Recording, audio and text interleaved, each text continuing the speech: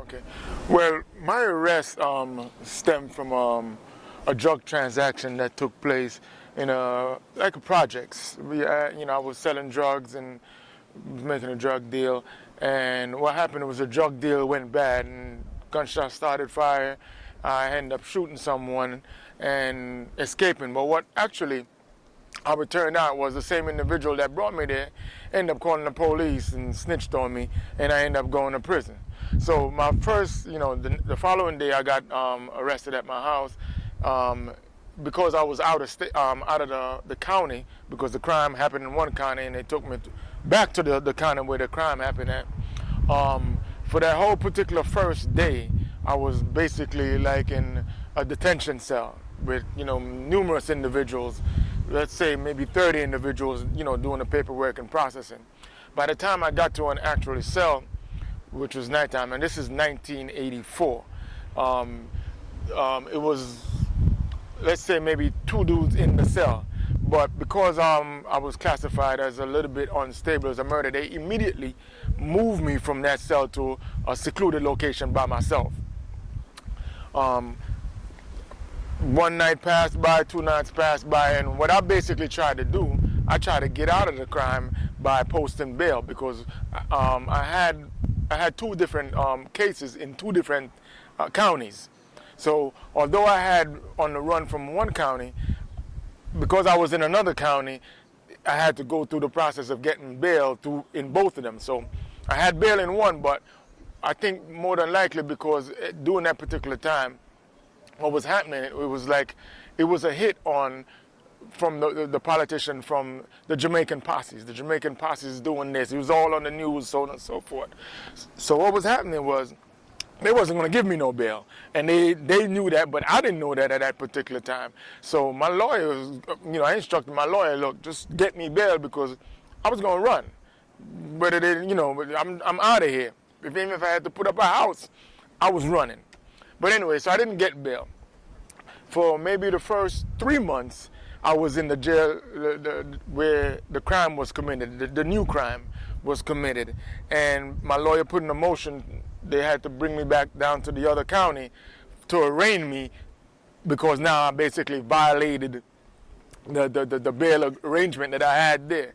So I stayed in the next county now for another 4 months. So I'm thinking now, okay, I'm going to get bail in the new one, and then I'll just get bail in, and I'll just put up bail on both of them at the same time and be out of there. But they had this basically planned. The 2 prosecutors, unbeknownst to me, they're talking to one another.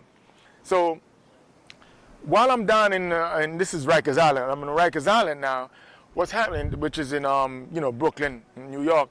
It's not in Brooklyn, it's on an island in New York, Rikers Island, but this is, what's happening is, I'm trying to get bail, and then one day, the marshals came and got me and said, you're not getting bail, you're going back up to Westchester County. Now, back then, Westchester County was off limits. You don't do no crime up there because you're done. So I go back up there, I'm thinking that I'm going to get, a fair trial up there, but fair trial was not to be had. And quite necessarily, I think Brooklyn had a stronger case than what Westchester County had. Westchester County had people testifying, okay, we saw him go into the building, we didn't see who actually shot, but we saw him prior to this. But that was a more serious offense, because that was murder. Brooklyn was attempted murder. Okay, so I ended up having to go to trial as soon as I got back. Within 9 months, they had me in trial. And this is a murder case, usually take a year or 2 before it gets to. Within 9 months, I was at trial in Westchester County. It turned out I blew trial there. And now, right, once I blew trial there, so I'm figuring, okay, I'm going to go back to Brooklyn now and face that charge. One day I get a letter in the mail, they dismissing everything in Brooklyn. So I'm like, hold on. And that's when it dawned on me that both prosecutors, they must have been talking to one another. They just had to get me off the streets one way or the other. As far as the imprisonment confinement in you know in back then in New York, it wasn't allowed for them to have double cell. They didn't have double cell. The double celling came in afterwards in the 90s. So if you were already grandfathered in, they couldn't put you in a double cell. And because my crime was early, they couldn't put us in double cell anymore. We wasn't going to have that anyway. Once you used to a certain situation of confinement, we're not going to have no double confinement. Well, I didn't know the process itself or what it entailed. I mean, I relied on my lawyer, and as far as the physical space, I mean, you took what you had. You know, I didn't have any concern as to, you know, whether am I going to be assaulted or whatever. I know prison is prison, and, you know, anything can happen. If something happens, you're going to have to fight. And, you know, I didn't have to go through that particular situation because in the prisons, you know, the people that I ran with, because of the violent nature of it, most people kind of distance themselves from us because they know what the outcome would be, quite naturally. We didn't have anything to lose.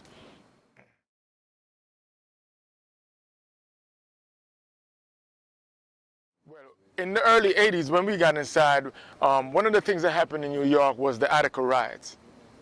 And that brought along a lot of things with it. Education came into the system, and then so when I went in, there was quite a lot of Vietnam veterans in the system. In the systems, there was a lot of Vietnam vets. You know, for one particular reason or another. You know, the BLA. Those were the individuals that were incarcerated at that time.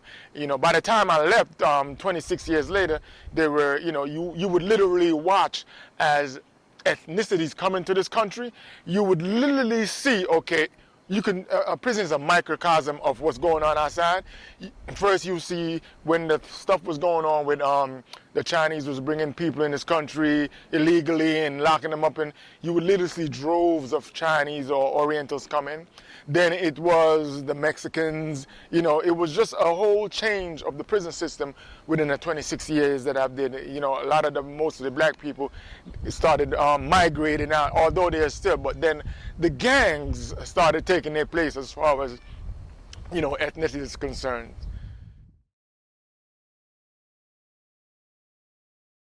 Well, the first prison I went to, maybe because of the crime that I had, was Sing Sing.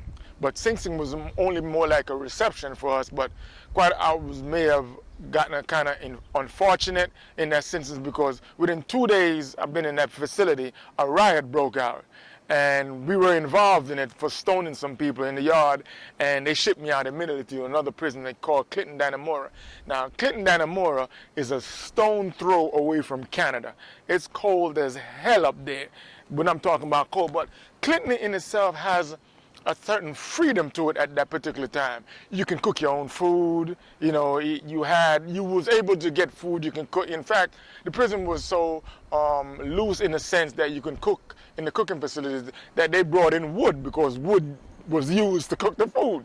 Every Saturday you'll be able to go out in the yard and get your whole pile of wood that we use for the week to cook your food. So, but it was kind of an unspoken word that you leave the guards alone. These guards, because it's near Canada, it was like French Canadians. These dudes was, every last one of them is 6 feet and better. Look like tree trunks. So it was a unspoken word, leave the guards alone because they'll kill you in this particular facility. This particular facility was so famous that at one time they were building a gym, a new gym, and I guess the contractors found bones in the, you know, where they was building the gym, that the superintendent refused to let the FBI in the prison, that they had to call the National Guards to open the prison because the prison was run like a personal fiefdom. That's how this particular prison was run. So, you know, Son of Sam was there. I don't know if you know Son of Sam. You know, Tupac, he was in that prison at the same time, but in protective custody downstairs. It's a notorious prison, but it was loose in the sense that they allow you to do as much as you can within a prison confine, but you did not mess with the guards. If you killed another inmate, the most you would get was 30 days and back out and to kill another one if you wanted to. You know what I mean? Because it was a mostly murderous prison. So it was a certain code that you had to live by in that particular environment. You know, don't mess with somebody because 9 times out of 10 it's not going to end well.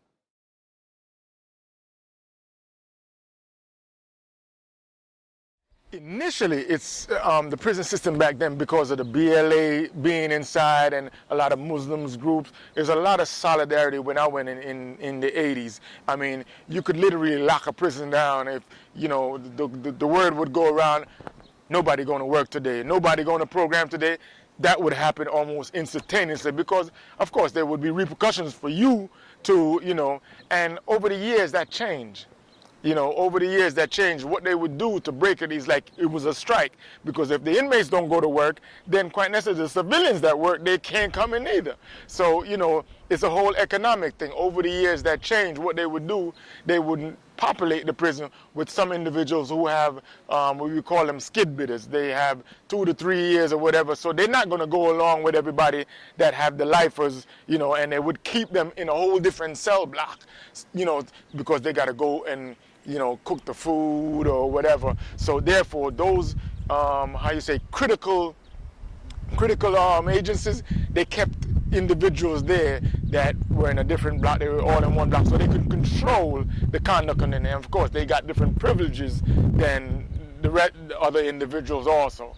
So it's part of, you know, it's a political game that they would play to keep the prisoners divided. And over the years that changed, you know, in a sense, as new people started coming in. A case in point, the double bunking thing that we call it, the double celling thing. The older prisons wouldn't have that. So what they would do initially, they would designate 2 or 3 cells on each company for double bunking, but they would only double bunk a new entrant, an individual who just came into the system.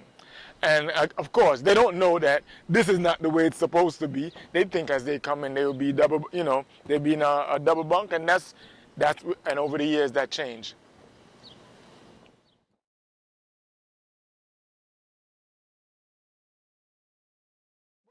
Most of the violence prior to that was sanctioned. Everybody knew if somebody was going to get hit, we knew, okay, he violated, he's going to get hit.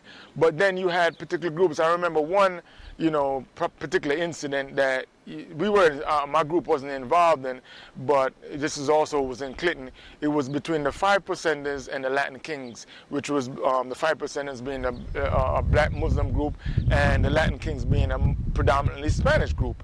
And riots started in the yard, and, you know, it was just pandemonium. But what was happening was the police in the tower started shooting people in the yard. You know, if a guy have a knife stabbing another dude, next thing you know, the guy with the knife is getting his brains blown out.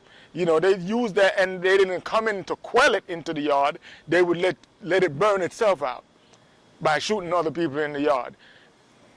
So, you know, violence increased in the sense that if it was going to be violence, it would be violence amongst groups of individuals. And because all these individuals are lifers anyway, who cares?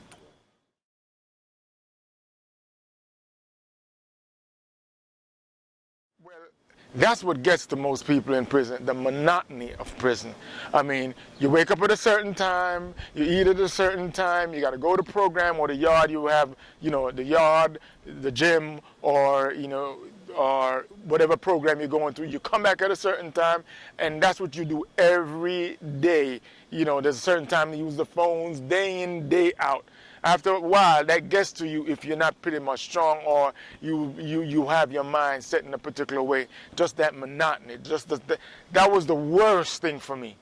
I mean, at one point, I thought I was going to lose it myself, but the monotony got to you. Either you're going to get a visit on this time or whatever, but just that, and quite necessarily, what happens a lot of times, people in prison, their families don't visit them. So, you know, they don't have that outside interaction. So then just that monotonous thing just starts to take play, and you go crazy after a while. This particular prison, Clinton, at one point, their SHU, which is Special Housing Unit, was underground. That means you saw no daylight. No daylight. And then the block, there was a block, a company that faced, it was like a hill, because the prison was built on a hill. The block that faced the prison, you can see literally at nighttime ambulances driving and leaving out. I'm talking 2 o'clock, 3 o'clock in the morning. God knows what they did to a prisoner that's in the, you know, the special housing unit. You know, and what really struck me is that you in prison and you're in your cell, but they had the privilege, or how you say, the power to use whatever weapons they had to use, the police. They would gas individuals out of their cell, gas them. Literally gas them out. They would clear the company. If you're in your cell misbehaving or they deem you to misbehaving, they open up every cell on that company. Or if they're coming for you, they suspect you have something, they open up every cell, march them off the company to someplace else, and then send in the goon squad, and the goon squad will gas you from the back of the company. Right? So you got to make sure you always got a bucket of water somewhere. That was the code. They would gas you out, and then they open their cell, and these guys are trees. They running in your cell 6, 7 deep, and twisting you up, bending you up, you know what I mean, doing all type of stuff.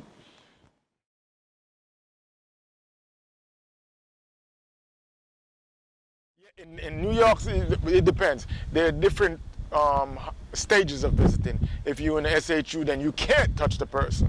If you're in general population, then you were able to touch your visitor that came to visit you. But special houses, usually they had telephones or a gate or whatever, or a booth, and then you would talk to the people there. That's where the circumstances in New York. Well, in New York, they had a visiting process where it works by your last name, A to L or M to Z, on the weekends. But during the week, anybody could come visit you. Your lawyers could come visit you anytime. But during the weekends, because most people come on the weekends, if your name begins with A to L, then you'll have A to L on Saturday this week, and next week it'll be Sunday, A to L. So it would alternate from time to time.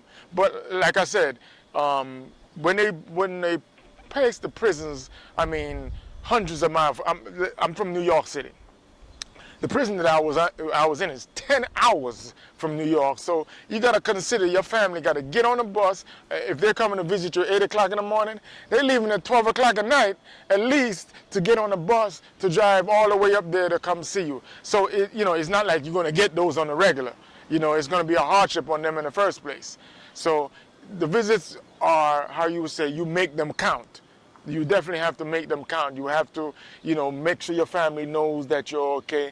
But as far as, any other visiting situations, they were few and far in between, unless one of the things was they used those far prisons that if you behave here, we'll bring you to a closer prison. So that was some of the things they would, allow you. Or if, they can't keep you in this prison no more, you was manipulating it too much, they'll just move you anyway. So those are some of the things they use to manipulate the prison population.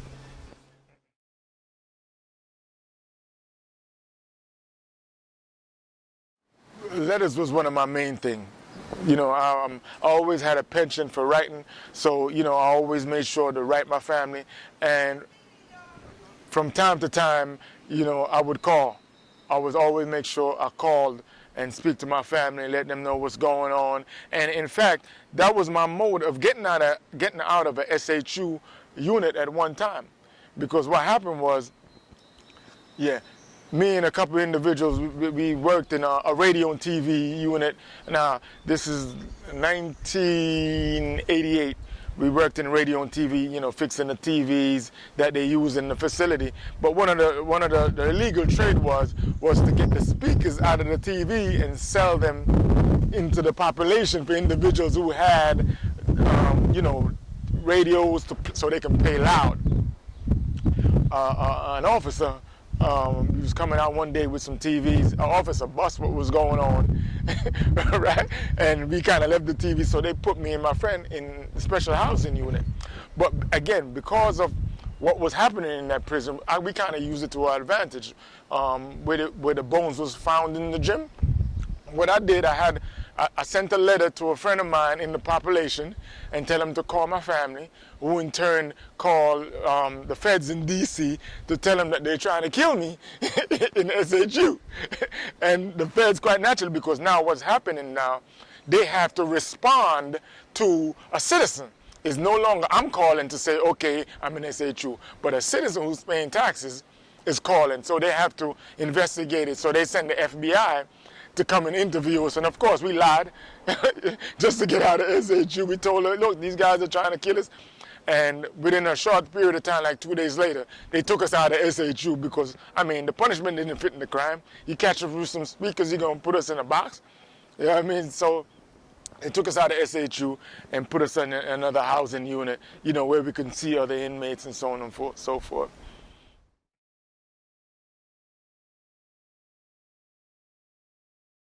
Basically program, that's what they call it. I had several of them.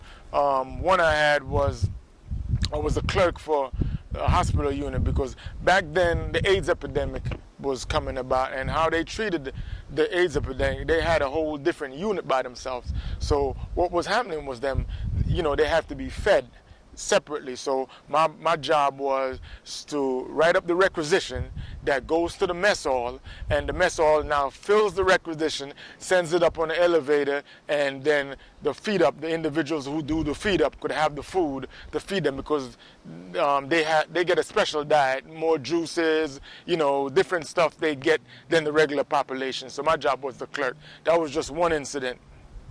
Another one I had, of course I told you about the radio and TV one, but the last one I actually had was in Greenhaven. And Greenhaven has like a system, whereas every inmate in that, you cannot, it's a maximum security prison, so you cannot go nowhere in that facility without being on a call-out program to that particular facility, for that particular area. So if that's the gym, you got to be in a call-out for the gym. That's the library, you got to be call-out. Only place you don't have to be in a call-out for is the yard, and that's because you just tell the officer, put me down for the yard. So there's 2,000 inmates in this particular prison, so inmates are going left, right, here. Every hour you can be in a different location.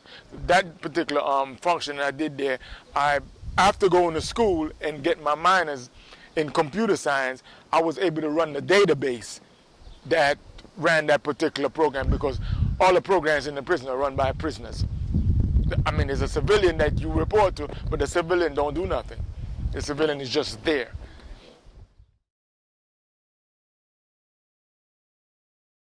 One of the things I did, I think was very instrumental. What I did was I took advantage. Back then they had the Pell Grant. They took it out after a while in the 90s when a certain governor came into office. I went to school because I was always smart, but I just took the wrong course.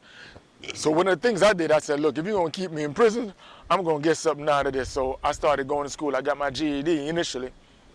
And then I went on to college to get a bachelor's degree in business, but a minor in computer science, which is helping me up to today get the job I have. So I made it a conscious effort to get some education. But in getting that education, it allowed me now, because I didn't just study math, I studied a lot of liberal arts, a lot of other subjects that allowed me to see, you know, the human situation, to allow me to look at things from different perspectives, and which also allowed me now to deal with the environment that I'm in. So that's how I basically dealt with it. I use education as a tool to get around that.